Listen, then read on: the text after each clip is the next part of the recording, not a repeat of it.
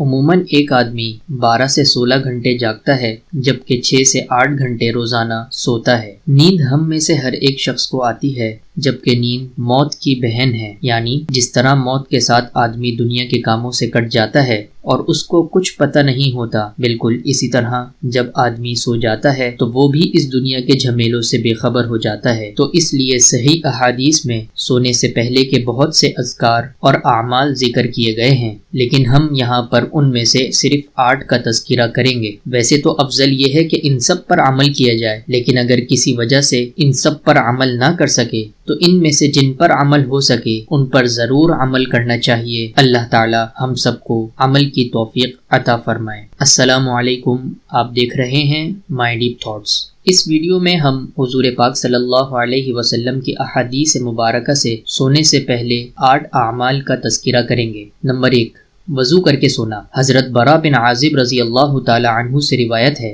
کہ نبی کریم صلی اللہ علیہ وسلم نے فرمایا، جب تم اپنے بستر پر لیٹنے آؤ تو اس طرح وضو کرو جس طرح نماز کے لیے وضو کرتے ہو، پھر اپنی دائنی کروٹ پر یعنی اپنی سیدھی کروٹ پر لیٹ جاؤ۔ نمبر 2، سرما لگانا۔ حضرت ابن عباس رضی اللہ تعالی عنہ بیان کرتے ہیں کہ آپ صلی اللہ علیہ وسلم ہر رات سونے سے پہلے ہر آنکھ میں عصمت سرما 3 مرتبہ لگایا کرتے تھے۔ نمبر 3، اپنے آپ پر دم کرنا۔ حضرت عائشہ رضی اللہ تعالی عنہا فرماتی ہیں کہ نبی کریم صلی اللہ علیہ وسلم ہر رات جب بستر پر آرام فرماتے تو اپنی دونوں ہتھیلیوں کو ملا کر قل هو اللہ احد، قل اعوذ برب الفلق اور قل اعوذ برب الناس پڑھ کر ان پر پھونک مارتے اور پھر دونوں ہتھیلیوں کو جہاں تک ممکن ہوتا اپنے جسم پر پھیرتے تھے۔ پہلے سر اور چہرے پر ہاتھ پھیرتے تھے اور پھر سامنے کے بدن پر۔ یہ عمل آپ صلی اللہ علیہ وسلم 3 مرتبہ کرتے تھے۔ نمبر 4،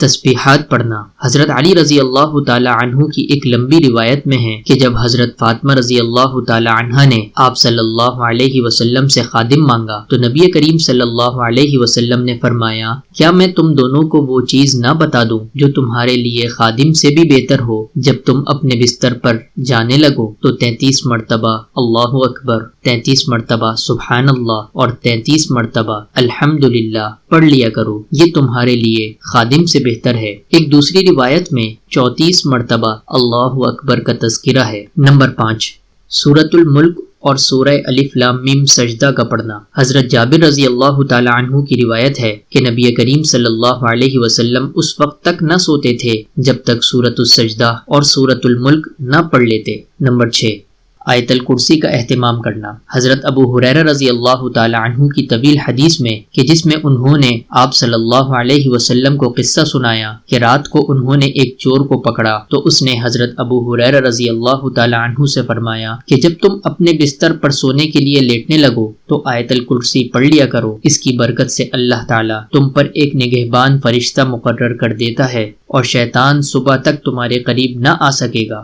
پھر آپ صلی اللہ علیہ وسلم نے ان کا یہ قصہ سن کر فرمایا، بات تو اس نے سچ کہی ہے اگرچہ وہ خود جھوٹا ہے کیونکہ وہ شیطان تھا۔ یعنی حضرت ابو ہریرہ رضی اللہ تعالی عنہ نے رات کو جس شخص کو پکڑا تھا وہ کوئی انسان نہیں تھا بلکہ وہ شیطان تھا، اور شیطان نے ان کو رات کو سونے سے پہلے آیت الکرسی پڑھنا بتایا اور حضور پاک صلی اللہ علیہ وسلم نے اس پر مہر ثبت کر دی۔ نمبر 7، سورۃ البقرہ کی آخری آیات کا پڑھنا۔ حضرت ابن مسعود رضی اللہ تعالی عنہ سے مروی ہے کہ نبی کریم صلی اللہ علیہ وسلم نے فرمایا، جس نے سورۃ البقرہ کی آخری آیتیں پڑھ لی تو وہ دونوں اس کے لیے کافی ہو جائیں گی۔ نمبر 8، سونے سے پہلے سونے کی دعا پڑھنا۔ حضرت حذیفہ بن یمان رضی اللہ تعالی عنہ سے روایت ہے کہ جناب نبی کریم صلی اللہ علیہ وسلم جس وقت سونے لگتے تو فرماتے، اللہم بسمک اموت و احیا، یعنی اے اللہ میں تیرے نام سے مرتا اور زندہ ہوتا ہوں۔ ان احادیث کے ذکر کرنے کا مقصد اپنی زندگی کے اندر ان سنتوں کو لے کر آنا۔ اگر ہم ان سب پر عمل نہ کر سکیں تو ان میں سے جتنے پر ہو سکے اس پر عمل کرنے کی کوشش کرنی چاہیے اور دوسروں تک اس بات کو ضرور پہنچانا چاہیے۔ آج کی ویڈیو کو ہم یہیں پر ختم کرتے ہیں۔ امید کرتے ہیں آپ کو ہماری ویڈیو ہمیشہ کی طرح ضرور پسند آئی ہوگی۔ اگر پسند آئی ہے تو ضرور لائک شیئر کریں۔ ملتے ہیں اگلی ویڈیو میں، تب تک کے لیے اللہ حافظ۔